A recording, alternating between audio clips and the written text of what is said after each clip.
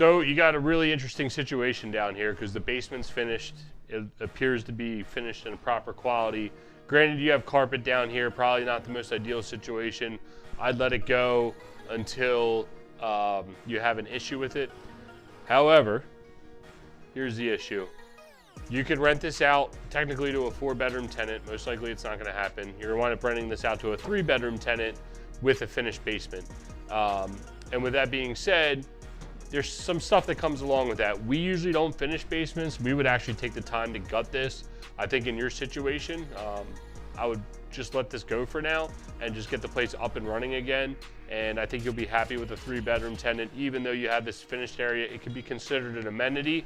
Just be forewarned that they might move friends in here. They might have other people staying here, and this becomes an extra bedroom that you're not getting paid for. So just be cognizant of that. And then back here in your utility room, sure, you got a bathroom. It is what it is. I'd leave it since you're leaving the other part of the basement, or we highly suggest that you leave it. And then over here, I would add your washer dryer. I don't know if you got robbed, but you're supposed to have a washer dryer here. So I'd put that back in as an amenity. You know, just a used washer dryer is fine. Other than that, over here, Dan pointed this out.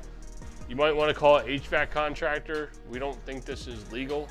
I would definitely check into this. This should be hard duct, not soft duct.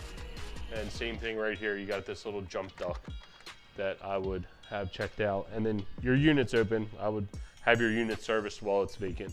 Your hot water heater was installed in October of 2003. So this thing is, what does that make it? What's that math? 16 years old? 16 years. So this thing, the lifetime is shot on this thing. So what I would consider doing is upgrading it to an electric 40-gallon. It eliminates two problems. Pilot going out, which is service call, CO, because there will no longer be combustion being electric. So it eliminates a few problems, safety hazards, and eliminates a service call by just going to an electric hot water heater. And you got more than enough room. You got plenty of room in your panel here. I would absolutely do it because you're on borrowed time with that hot water heater.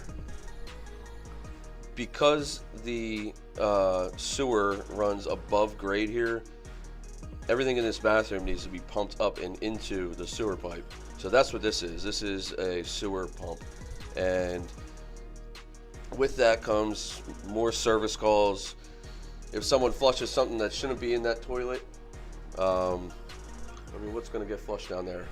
Tampons. The only thing that should be going down there into that thing is toilet paper and poop. Problem is, you're going to have, and this is the real life shit, Dan will tell you, you're going to have tampons go down there. Condoms. You're going to have condoms go down there. We've pulled out trash bags out of these types of things.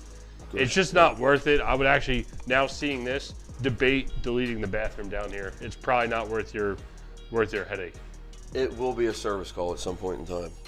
But it's here, you spent money on it. I mean, if you want to get a little bit more lifetime out of it, maybe you can. All right, so here's the thing. If you decide to delete the toilet, you got to do a few things. And this is what you need to do. Right here is where your washer dryer was going, right? And that's your drain for your washer. I would actually take it and move it right here and have your plumber wire it right into here, which is your main stack, which seems awfully small. But either way, wire it into there and send it down over there, and you can leave your dryer on that side is what I would do. You're gonna see upstairs, I know there's a bunch of these.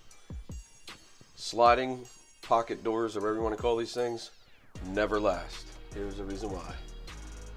It's got cheap hardware and people beat them up and it gets caught on the carpet. If you can eliminate them and just go with an open concept, that's the best route. If not, we would frame this down and then put a regular, closet door in. Got some sheetrock repair and painting to do throughout, which I think is obvious. Tub's gonna have to get refinished. That won't pass a housing inspection. That'll cost you a couple $100. I would eliminate this.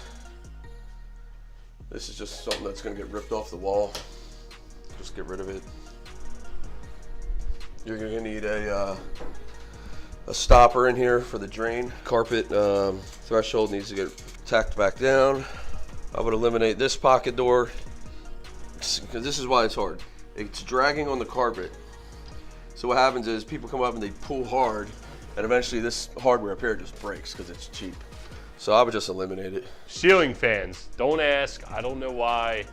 People love to throw stuff at them, hang off them, break them, whatever. Sure, is Section 8 going to give you an extra $10 or $15 per month per ceiling fan? Great. But the problem is, these things break, you got to find the fan blades. These things break, you got to find the covers. It's not worth it. Rip it out. Just put in a normal pancake light, LED bulb, and make your life a whole heck of a lot easier. Also, real quick, your outlets, you need to get outlet covers on all these. I didn't bring the tester, but you're gonna wanna go through and test all of them, make sure they're grounded properly. So get those cleaned up. Your doors, make sure they work properly.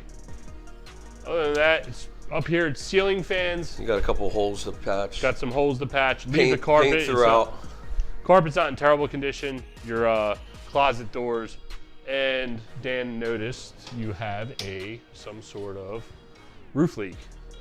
I'm guessing it's around the stack for the bathroom. Either way. It's not big, it's minor. So it could be something as dumb as a nail hole that just has to get tarred up. But definitely it's not gonna pass. Your two back windows aren't operating properly. They're not, I can't get them to lock. I don't know why. Even when you push up here, you can't get them to lock. I would, since you gotta replace two downstairs, replace these two, put single hung windows in here. Also, get rid of all the blinds. You don't wanna be responsible for the blinds when a tenant moves in. Take them all out now. This way you have no responsibility for them. Same thing in this bedroom. Eliminate the closet door. Eliminate the fan if you want. Paint throughout. You got cover, and same problem with this window as the other back bedroom, along with eliminate your blinds.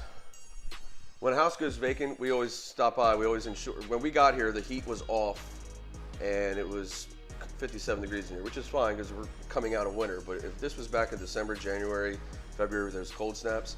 Always ensure that your heat is set to auto and it's at least at 55 degrees. That'll keep your pipes from freezing and keep it at a decent enough temperature in here that guys can still work and not freeze their butt off. Ultimately, it's protecting your asset, keeping your pipes from freezing up. And that concludes our walkthrough of this rental property. As you can see, there's a few improvements that need to be made to optimize this rental portfolio to prevent the tenant from calling, and especially calling at midnight or when you're away on vacation, to alleviate these problems from your tenant calling you. If you've enjoyed these videos for free, this is just a fraction of what we cover in our online class. If you haven't got a chance to get our book subsidized yet, go check it out, landlordinglife.com. The book's over there. Hey, we're so proud of this book, we'll actually give it to you for free. And then from there, there's the online class, and hey, maybe we'll see you one-on-one somewhere. With that being said, it's not always pretty, but it is the landlording life.